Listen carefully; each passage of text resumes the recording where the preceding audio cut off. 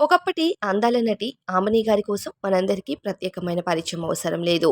ఒకప్పుడు టాప్ సినిమాల్లో నటిస్తూ ఆమె అందం, అభినయం అలానే కట్టుబొట్టుతో అందరినీ అలరించారు.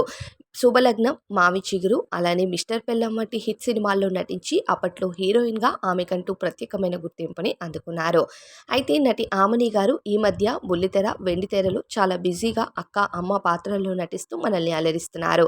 అయితే ఇటీవలే ఒక ఇంటర్వ్యూకి హాజరైన ఆమని గారు ఆమెకు వివాహం తర్వాత ఎలాంటి ఇబ్బందుల్ని ఎదురయ్యాయి, అలానే సినీ ఇండస్ట్రీలో కాస్టింగ్ కౌచ్ ఇబ్బందుల కోసం చెప్తూ చాలా బాధపడ్డారు. అయితే సినీ ఇండస్ట్రీలో కాస్టింగ్ కౌచ్ అన్నది ఇప్పటికి కాదు, ఎప్పటి నుండో మరెప్పటి వరకు ఉంటుందో అన్నది తెలీదు. అది ఎవరైనా సరే ఎదుర్కోవాల్సిన ఇబ్బంది అంటూ చెప్పింది.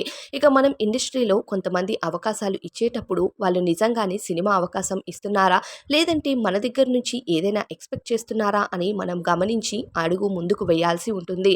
సినిమా కోసం నిజంగా అడిగేవాళ్ళు సినిమా కోసం మాత్రమే మాట్లాడతారు. అలా కాకుండా నువ్వు నల్లగా ఉన్నావు, నీ శరీర స్కిన్ టోన్ ఎలా ఉంది, లేదంటే కాళ్ళపైన మచ్చలున్నాయా అంటూ ఇలా పిచ్చి పిచ్చిగా ప్రవర్తించే వాళ్ళ మాటల్ని అస్సలు నమ్మొద్దు అంటూ చెప్పింది. ఆ తరువాత తనకు ఎంతగానో సపోర్ట్ చేసిన తల్లిని ఎదిరించి ఒక కులాంతర వివాహం చేసుకొని ప్రస్తుతం పిల్లలతో ఒంటరి జీవితాన్ని వెల్లదీస్తున్నట్టు, భర్తను దూరం పెట్టినట్లు అభిమానులకి చాలా క్లియర్‌గా మెసేజ్‌నైతే ఇచ్చింది. అలానే కాస్టింగ్ కౌచ్ కోసం తన పర్సనల్‌గా ఇబ్బంది పడుతున్న విషయాల కోసం చెప్తూ చాలా బాధపడ్డారు ఆమని గారు.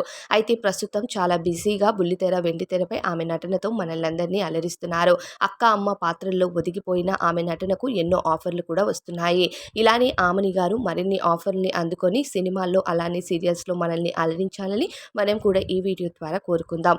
సినిమాల్లో ఉండే కాస్టింగ్ కౌచ్ కోసం ఆమని గారు చెప్పిన విధానంపై మీ అభిప్రాయం ఏంటి అన్నది కామెంట్స్‌లో తెలియచేయండి.